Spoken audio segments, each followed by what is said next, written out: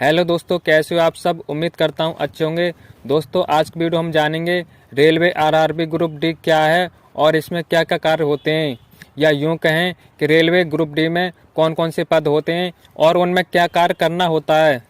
तो यही सब कवर करने वाले हैं इस वीडियो में, तो वीडियो में अंत तक बने रहें। यदि आप चैनल पर नए हैं तो चैनल को सब्सक्राइब कर बेल आइकन जरूर दबा लें, जिससे हमारे चैनल पर आने वाली हर एक वीडियो को नोटिफिकेशन सबसे पहले आप तक पहुंच सके। तो क्योंकि मैं इस चैनल पर ऐसी इन्फॉर्मेटिव वीडियो लाता रहता हूं, तो चलिए वीडियो करते हैं स्टार्ट। तो दोस्तों आरआरबी ग्रुप डी यानी रेलवे ग्रुप डी रेलवे में नौकरी पाने का एक अच्छा मौका है। इस पद पर काम करने वाले कर्मचारी रेलवे ट्रैक, सिग्नल और दूसरे तकनीकी विभागों का रखरखाव करते हैं। ये नौकरियां रेलवे की सुचारू कामकाज के लिए बहुत अहम हैं। तो चलिए जानते हैं रेलवे ग्रुप डी भर्ती से जुड़ी जरूरी जानकारी। तो इस भर्ती में pointsman, assistant, track maintainer, assistant loco shed, assistant operations, assistant TL जैसे पदों पर भर्ती की जाती है। तो ये pointsman, assistant, track maintainer, assistant loco shed, assistant operations, assistant TL, तो ये क्या होते हैं और इनमें क्या कार्य करना होता है, यही सब जानेंगे इस वीडियो में। बात करते हैं पॉइंट्समैन की। तो ये पॉइंट्समैन क्या है और इसमें क्या कार्य करना होता है। तो रेलवे में पॉइंट्समैन का काम रेलवे लाइनों को सेट करना होता है। यह काम ट्रेनों के आने जाने और सेटिंग के लिए किया जाता है। पॉइंट्समैन स्टेशन मास्टर या पॉइंट्स वर्कर के निर्देशानुसार काम करते हैं। जो पॉइंट्समैन का काम होता है तो रेलवे लाइनों को सेट करना होता है।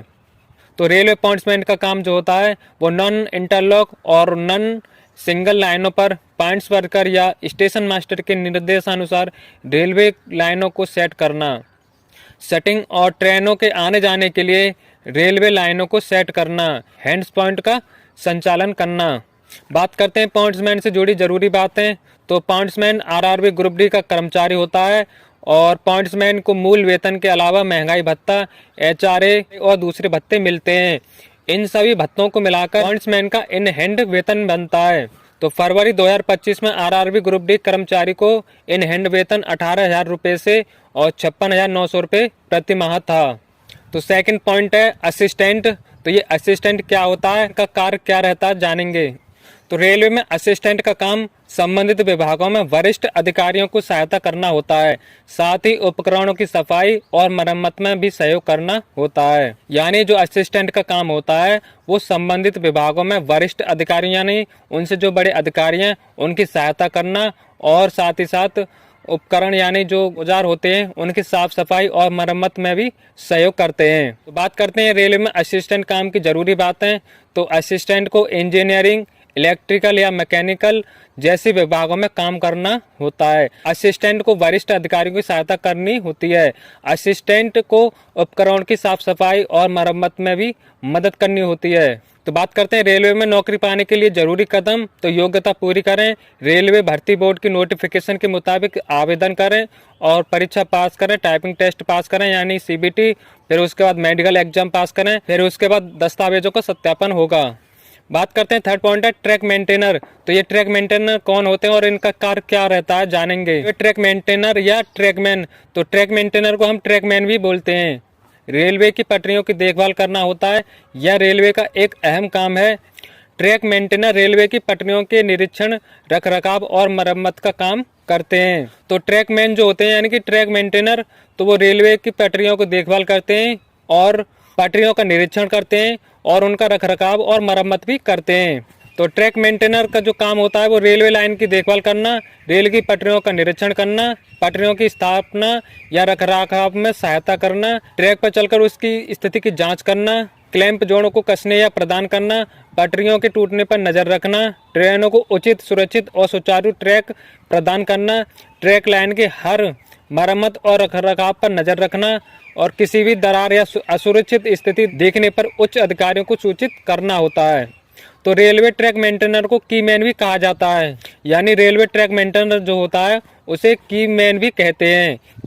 बात करते हैं असिस्टेंट लोकोसेड। तो रेलवे में असिस्टेंट लोकोसेड का मुख्य काम डीजल इंजनों का नवीनीकरण करना होता है। इसके अलावा उन्हें लोकोमोटिव शेड में कई तरह के काम करने होते हैं, जैसे लोकोमोटिव शेड में लोकोमोटिव की पेंटिंग और धुलाई करना, लोकोमोटिव शेड में लोकोमोटिव की मरम्मत करना, लोकोमोटिव शेड में लोकोमोटिव का रखरखाव करना और लोकोमोटिव शेड में टिप शेड्यूल का रखरखाव करना, लोकोमोटिव शेड में टिप लाइन का रखरखाव करना और लोकोमोटिव शेड में लोकोमोटिव की सीमा आवंटित करना, लोकोमोटिव शेड में लोकोमोटिव की देखभाल करना होता है।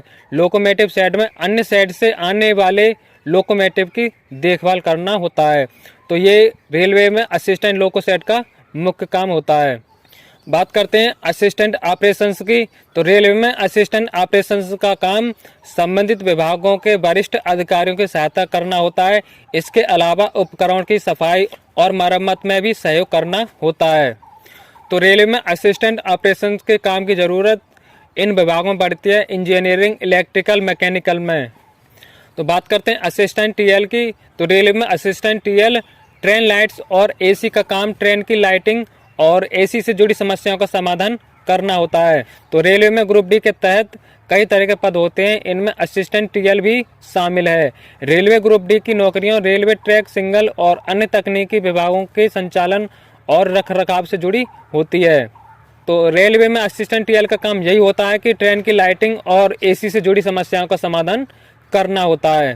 तो रेलवे आरआरबी ग्रुप डी में ये सभी पद आते हैं और इन पदों में जो कार्य होता है वो मैंने आपके लिए बता दिया। Pointsman, assistant track maintainer, assistant loco shed, assistant operations, assistant TL जैसे पदों पर ये भर्ती की जाती है और इसमें क्या कार्य होता है ये भी मैंने आपके लिए बता दिया। इस भर्ती में शामिल होने के लिए उम्मीदवारों की उम्र कम से कम 18 वर्ष और ज़्यादा से ज़्यादा 36 वर्ष होनी चाहिए। यानी आरआरबी ग्रुप डी में भर्ती होने के लिए उम्र कम से कम 18 वर्ष और ज़्यादा से ज़्यादा 36 वर्ष होनी चाहिए। और जो आरक्षित वर्ग होते हैं उनमें छूट दी जाती है। तो इस भर्ती में उम्मीदवारों का चयन सीबीटी परीक्षा, पीईटी, डॉक्यूमेंट वेरिफिकेशन और मेडिकल एग्जामिनेशन के आधार पर होता है। बात करें एलिजिबिलिटी की यानी एजुकेशन क्वालिफिकेशन की, तो इसमें हाई स्कूल पास कैंडिडेट आवेदन कर सकता है। इस परीक्षा में सामान्य और ईडब्ल्यूएस वर्ग के उम्मीदवारों को कम से कम 40% अंक लाने होते हैं और वहीं ओबीसी और एससी एसटी वर्ग के उम्मीदवारों को कम से कम 30% अंक लाने होते हैं। फिलहाल में रेलवे रिक्रूटमेंट बोर्ड यानी आरआरबी की तरफ से वैकेंसी आई हुई है ग्रुप डी की, तो आप आवेदन कर सकते हैं। तो जो फॉर्म फिलअप होना स्टार्ट हो गए हैं वो 23 जनवरी से हो चुके हैं और इसकी जो अंतिम तिथि रहेगी, इसकी जो लास्ट डेट रहेगी वो 22 फरवरी 2025 रहेगी। बात करते हैं टोटल वैकेंसीज की, तो 32,438 पोस्ट पर यह भर्ती आई हुई है। जो पोस्ट नाम रहेगा वो ग्रुप डी की भर्ती रहेगी, वो लेवल फर्स्ट में, और टोटल पोस्ट जो रहेगी वो 32,438 पोस्ट रहेगी। बात करें एलिजिबिलिटी की यानी योग्यता की, तो क्लास 10th यानी हाई स्कूल पास होना चाहिए। तो इस तरह से आरआरबी ग्रुप डी में सिलेक्शन होता है। तो रेलवे आरआरबी ग्रुप डी में काफ़ी अच्छी वैकेंसी आई हुई है जो कि 32,438 पोस्ट पर आई हुई है। आई होप का आप समझ ही गए होंगे कि रेलवे ग्रुप डी क्या होता है और इसमें कौन कौन से पद आते हैं और उनका क्या कार्य करना होता है। तो दोस्तों वीडियो पसंद आई हो तो वीडियो को लाइक कर चैनल को सब्सक्राइब कर लेना। धन्यवाद।